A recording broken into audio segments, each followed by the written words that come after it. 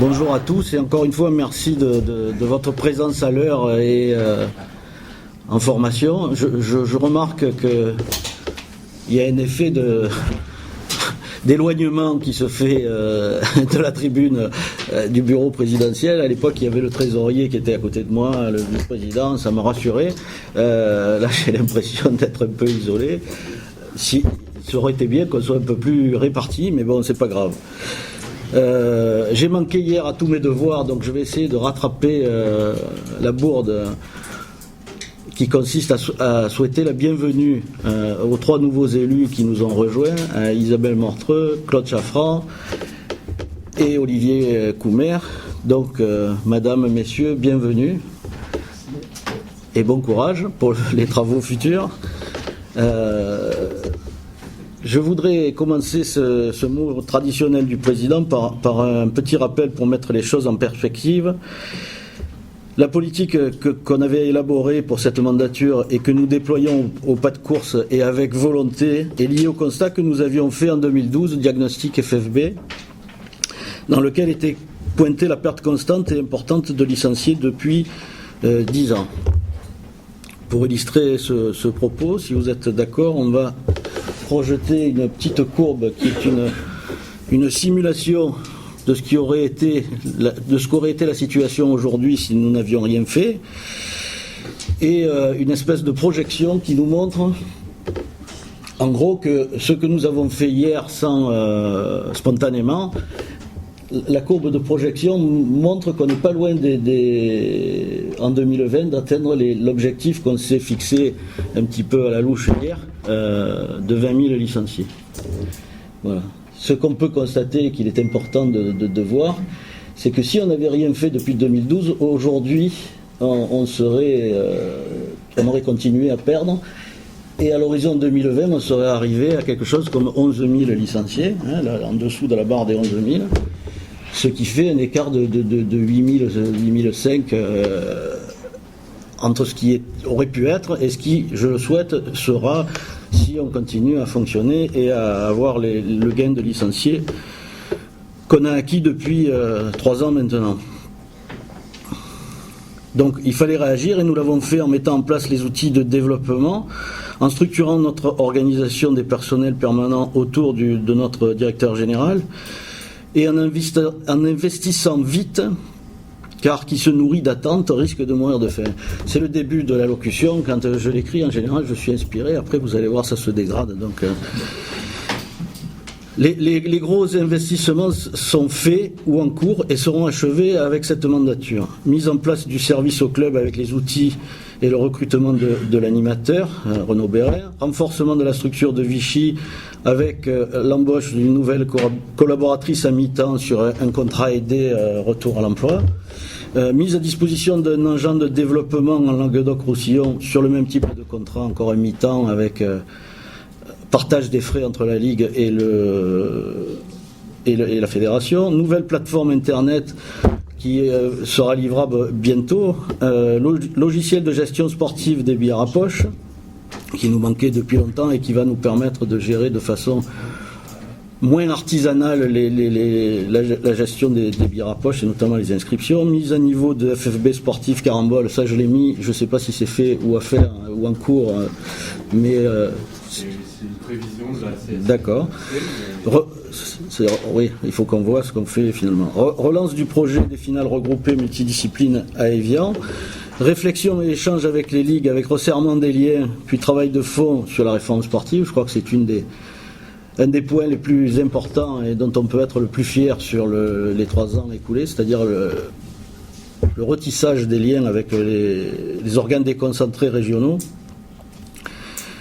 Soutien aux investissements pour l'acquisition de billards, déploiement d'une offre régionale au niveau des ligues, et on pousse dans ce sens depuis un moment et on voit bien que ça se met en place progressivement et qu'on devrait en recueillir les fruits incessamment. Mise en place d'un nouveau logo, film YouTube, etc., etc. Voilà en gros tout ce qui a été fait et je voulais vous rappeler ça pour qu'on ne tombe pas dans la dévalorisation et qu'on ne se dise pas que tout est négatif dans l'action de ce comité directeur et de cette mandature. Suite à la démission de notre trésorier, Dominique Béton, qu'on peut déplorer, qu'il a argumenté en disant qu'il était lassé et que le fonctionnement de la fédération était en tout cas le fonctionnement du bureau et de la prise de décision était la cause principale de son départ. Nous avons pris le taureau par les cornes et un audit de la trésorerie est en cours. Il me semble que certains postes de dépenses sont très approximativement suivis et pas suffisamment maîtrisés. Le budget prévisionnel élaboré en mars et voté en juin est trop approximatif et nous devrons sans doute le retoquer. Dans cet exercice, je vous demande évidemment à tous une totale collaboration et une totale transparence pour aboutir à un budget prévisionnel plus sûr et plus conforme à notre plan de marche. Comme prévu, nous avons sollicité un prêt de 80 000 € pour financer l'acquisition notamment des billards d'Évian et financer l'acquisition du renouvellement du parc de billard Black Ball. Mais notre demande ayant tardé à être déposée auprès de la banque, nous avons actuellement une trésorerie au plus bas. Avec l'arrivée des licences et le prêt, nous allons retrouver en termes de trésorerie une situation normale, mais comme on le verra tout à l'heure dans le budget la situation financière, il faudra malgré tout changer notre façon de gérer notamment les flux financiers et mettre en place des outils pour nous permettre de suivre de façon plus rigoureuse l'ordonnancement des dépenses. Comme vu tout au long de la journée d'hier, il faut que nous restions soudés, solidaires et méthodiques. Ce qui compte, encore une fois, c'est le projet qu'il faut mener à bien. Pour ce faire, l'important, l'essentiel, c'est l'équipe. Encore une fois, à l'intérieur de l'équipe, toutes les discussions sont possibles, tous les différends sont discutables et posables. Il faut tendre à éliminer l'affect, l'émotion autant que possible, mais une fois que la décision est prise démocratiquement, chacun doit la faire sienne et la défendre, même si au départ n'était pas forcément d'accord, comme si c'était sa propre idée. Nous travaillons tous beaucoup depuis 3 ans. C'est stressant, parfois épuisant. Il va sans doute falloir analyser tout ce que nous avons tenté, identifier clairement nos erreurs, nous réjouir de nos réussites.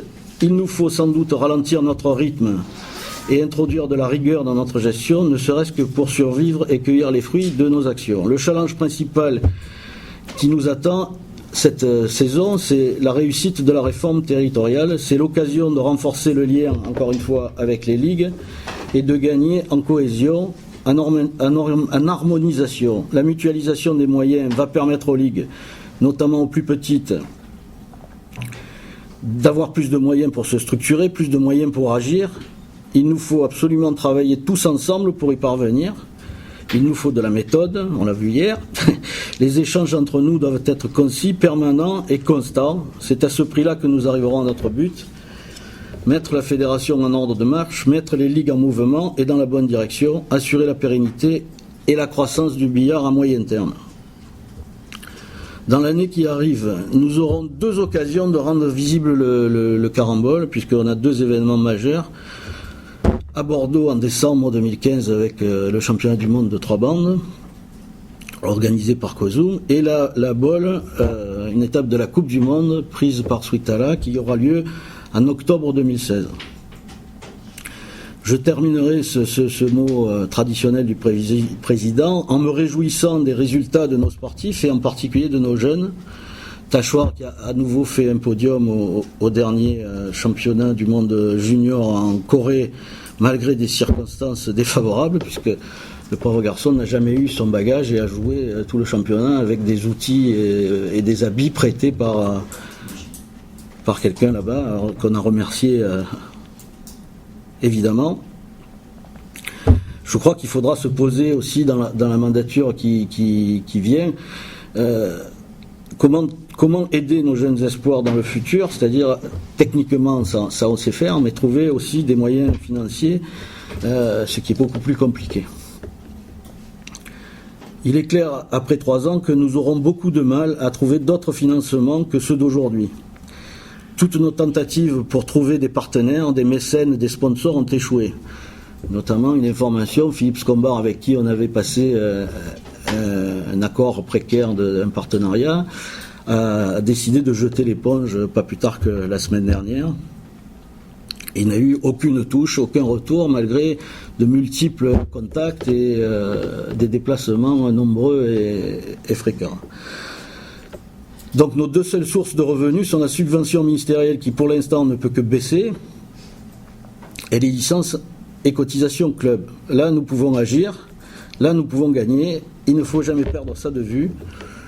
Augmenter le nombre de licenciés pour avoir des moyens, utiliser ces moyens pour continuer à se structurer, à professionnaliser, à mutualiser pour être de plus en plus efficace. Comme nous l'avons évoqué hier, nous devons changer nos habitudes, bouleverser le fonctionnement trop rigide des commissions cloisonnées, entre guillemets, système des boîtes, qui a montré ses limites. Nous devons gagner en cohésion, en transparence, installer des règles de vie, de communication qui vont nous rendre tous plus efficients, plus sereins et atteindre les objectifs que nous nous serons fixés ensemble. Voilà, je vous remercie de votre attention. Il est évident que je suis prêt à répondre aux questions.